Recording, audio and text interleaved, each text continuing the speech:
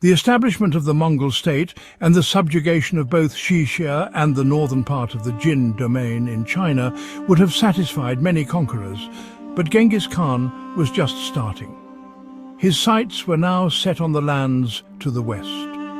A number of relatively small events gave the Mongols a reason to attack the neighboring empires. The massacres in China would pale in comparison to the bloodbath Central Asia, and Iran would endure during the Mongol invasion. The Naimans were one of the tribes defeated by Genghis Khan in 1205. After the defeat, the prince of the tribe, Kuklug, fled to the west. In 1208 he was defeated by Genghis yet again and found refuge in the nearby western Liao Empire. He was welcomed and even married, the daughter of the Emperor Jelugu. 2 years later, Kuklug rebelled against his father-in-law and took control of the empire. In 1216, Kuklug attacked the city of Amalek, which was under Mongol protection. Genghis Khan sent his best general, Jeli, who defeated Kuklug in the Battle of Balasagun, and in 2 years the entire empire was under Mongol rule. Now they were bordering the great Khwarezmian Empire that was ruled by a Persianized Turkic dynasty. Genghis Khan sent a caravan with precious gifts to Shah Muhammad II, hoping to establish trade. However, the governor of the Khwarezmian city of Otra in Alchuk had the members of the caravan arrested, claiming they were spies. Genghis Khan then sent 3 ambassadors to the Shah himself to demand the merchants be set free. Muhammad refused. The merchants, along with one of the ambassadors, were executed. The rules of hospitality which Genghis Khan considered sacred were broken, and he started planning his retribution. He gathered information from the Silk Road about his enemies, assembled siege engineers from China, and created a plan involving separating his army into 3 columns. The numbers for both sides are highly disputed, but most scholars agree that at the start of the campaign, the Mongols outnumbered the Khwarezmian forces with 100,000 against 60,000. In the winter of 1219, Genghis Khan sent his oldest son Yochi and Yebe to cross the Tian Shan mountains to ravage the fertile Fergana Valley with around 20,000 men. It was risky but paid off as they slipped through the defensive lines and confused the enemy, who thought this was the main force. Meanwhile, another army under his second and third sons, Chagatai and Ogedai, passed through the Dzungarian Gate with haste and besieged Otrar, which had a garrison of 20,000. After 5 months, a deserter opened the gates and allowed the Mongols into the city. Otrar became the first of many settlements to have its entire population slain or enslaved before it was razed to the ground. Inalchuk was captured and reportedly had molten silver poured into his eyes and ears. Muhammad II was preparing a strong defense around his capital, Samarkand, but Genghis tricked him by traversing 300 miles across the Kizilkum Desert, which was considered impossible, hopping from oasis to oasis. The Mongols found themselves at the gates of Bukhara.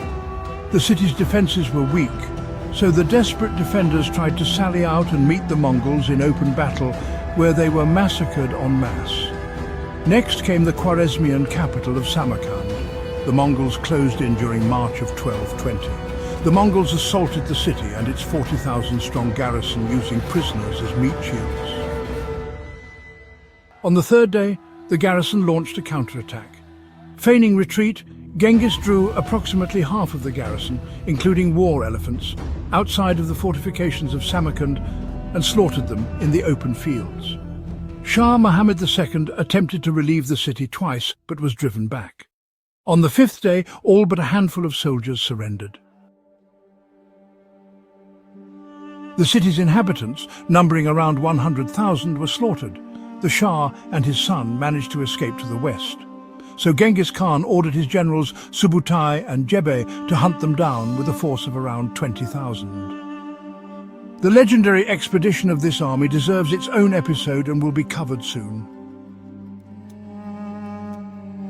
After finishing the destruction of Samarkand, Genghis Khan moved against the wealthy city of Urgench from the south, while his son Yoshi attacked it from the north. Despite the stout defense, the city was taken, but that created a new complication for the Mongols. Yoshi was given the right to loot the city for himself, but preferred to negotiate with the locals to avoid property damage, while his brothers, who disliked him, argued against this unusual behavior. Genghis removed his eldest son from command and appointed his third son, Ogedai, in his stead, who in turn ordered the city to be destroyed. This decision would have a significant impact on the Mongol Empire in the following decades, as it forever alienated Yoki from the rest of the family. While Urgench was being destroyed, Tolui, Temujin's youngest son, took 50,000 men into the region of Khorasan. He occupied and razed the cities of Balkh, Merv and Nishapur in rapid succession. Herat surrendered and was spared, as was any other city that surrendered without a fight. The Mongols couldn't control such a vast population, so they used practical brutality as their primary method to subjugate a nation. The massacres were committed without religious or cultural reasons, and they wanted everyone to know it as a method to prevent resistance. Until now, the Mongols never allowed their enemy to raise an army, using psychological warfare and picking off smaller parties. Also, they were never at one spot all at once. While a city was besieged, another army was patrolling and pillaging the countryside.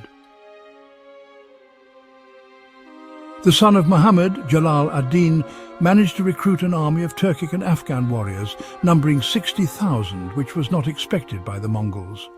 As soon as news of this reached Genghis Khan, he sent an army of 30,000 men, led by a Tartar nobleman, Kotaku. Jalal ad-Din moved to Parwan, 50 miles north of Kabul, Afghanistan, where he awaited the inevitable battle. Kotaku decided not to wait for the orders of their Khan and engaged the enemy. At Power, the two sides met in a narrow valley unsuitable for cavalry maneuvers. Jalal ad-Din took the initiative, ordering his right wing of Turks to dismount and engage in a skirmish, pouring arrows onto the Mongols. His archers were winning the skirmish as the dismounted archers were more accurate and deadly than the mounted ones. Both sides held their ground until the following morning, when the Afghan warriors noticed the Mongol army was being reinforced. This alarmed the commanders, but Jalal ad-Din calmed his officers and, instead of retreating, ordered his entire line to dismount and engage. In reality, the Mongols had put straw men on the usual 3 to 4 spare horses they had with them as a bluff. Seeing the entire line dismounted, Kotaku ordered his horsemen to attack the Afghan left wing with a barrage of arrows, but they were repelled by the unwavering archers. Then the Mongols charged along the entire front. Hard pressed by the rough, narrow terrain, which rendered the usual tricks of feigned retreat and encirclement impossible, the famous Mongol discipline disintegrated for the very first time against a foreign foe, as the riders faced the arrows of the numerically superior force head-on. At this point, the Mongols began to retreat, and Jalal ad-Din saw his chance. He ordered his men to remount and counterattack. Half of the Mongol army was obliterated while the other half escaped. This defeat broke the illusion of Mongol invincibility, and the cities who had peacefully surrendered rose up in arms, which forced Genghis and his son Tolui to spend extra months subduing the revolts. But the army of the Khwarezmian prince started to fall into discord immediately after the victory. Left with only 20,000 men, Jalal ad-Din headed for the Indus River to find refuge in India. The great Khan immediately made his way to Parwa.